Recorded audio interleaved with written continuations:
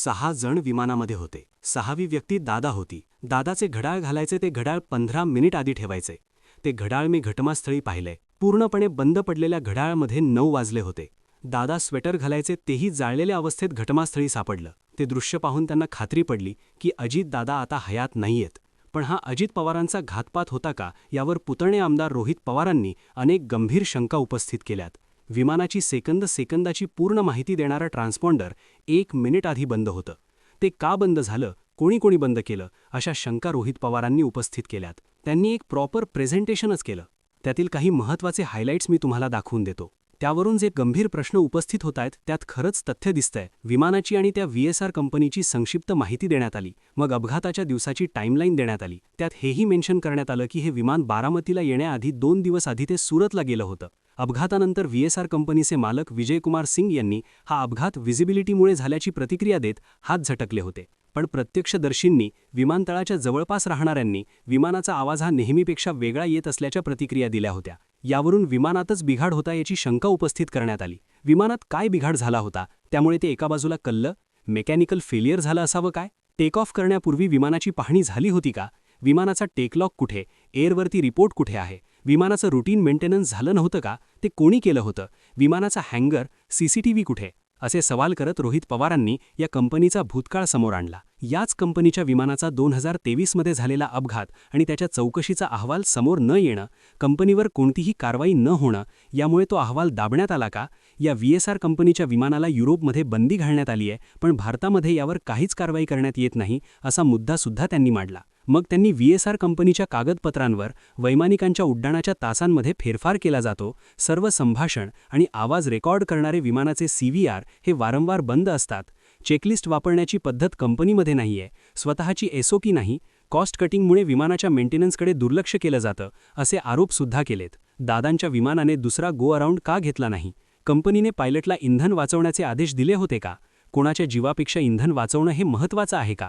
दुसऱ्या विमानतळावर लँडिंग करण्यासाठी गेले असते तर विमानाचं दुसरीकडे बुक केलेलं 10 लाख रुपये भाडं बुडालं असतं, म्हणून इथेच व्हिजिबिलिटी नसताना विमान उतरण्याची घाई केली गेली का, असे सवालसुद्धा रोहित पवारांनी उपस्थित केलेत. रोहित पवारांनी अत्यंत महत्त्वाचा एक प्रश्न उपस्थित केला, तो म्हणजे विमानाची सेकंदाची पूर्ण माहिती देणारं ट्रान्सपॉन्डर हे 1 मिनिट आधी बंद झालं. CCTVमध्ये दिसतंय त्याप्रमाणे विमान जेव्हा वाकडं झालं त्यापुढची माहिती ट्रान्सपॉन्डरमध्ये नसल्याचं त्यांनी म्हटलंय. हा ट्रान्सपॉन्डर का बंद झाला, कोणी बंद केला, ही शंकाच आहे. आणखी एक म्हणजे खर्च वाचावा म्हणून VSR कंपनी बऱ्याचदा सोबत अतिरिक्त फ्युएल टँक नेते. बारामतीच्या घटनास्थळी 4-5 वेळा स्फोट झाले. कदाचित त्या दिवशी विमानामध्ये अतिरिक्त फ्युएल टँक होतं, त्यामुळे नंतर स्फोट झाले असावेत. दादा बसले त्यामागे अतिरिक्त फ्युएल टँक होतं का?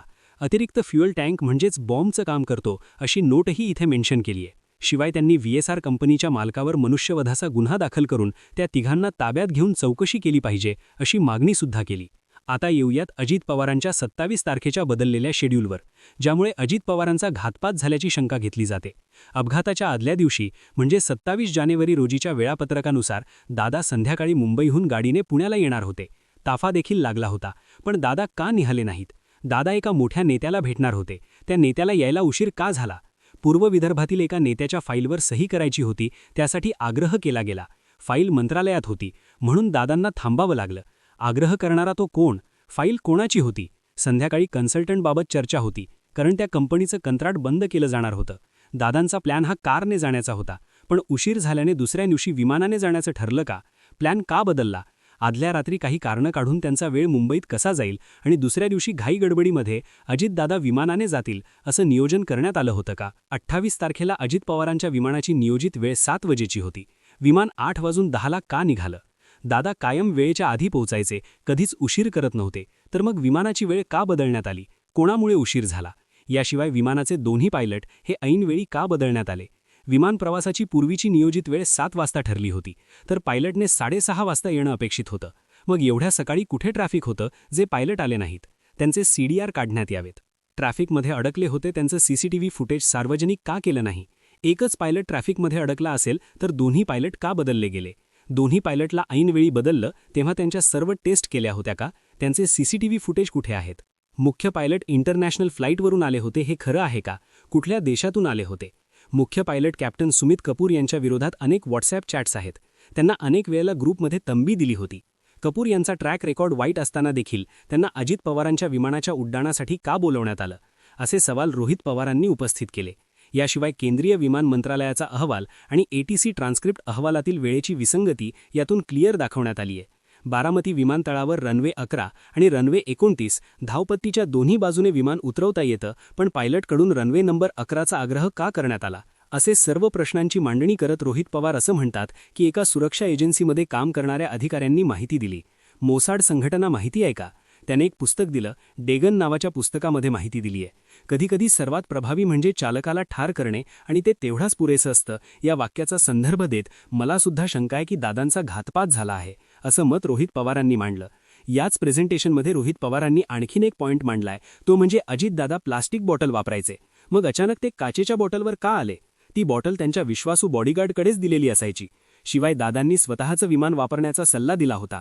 ते म्हणालेले की स्वतःचंच विमान वापर, आम्ही अलीकडच्या काळात बरंच काही ऐकलेलं आहे. असं का म्हणाले असतील? त्यांना काही कुणकुण लागली होती का? असा प्रश्न रोहित पवारांनी उपस्थित केलाय. त्यांनी या प्रेझेंटेशनमधून जे काही मुद्दे मांडले, शंका उपस्थित केल्या, सवाल खडे केले, त्यावरून खरंच अजित पवारांच्या या अपघाताची पारदर्शक पद्धतीने चौकशी व्हावी अशी सर्वांचीच अपेक्षा आहे. तुम्हाला याबाबत काय वाटतं? कमेंट करून नक्की सांगा. या चॅनलला सबस्क्राईब करायला विसरू नका.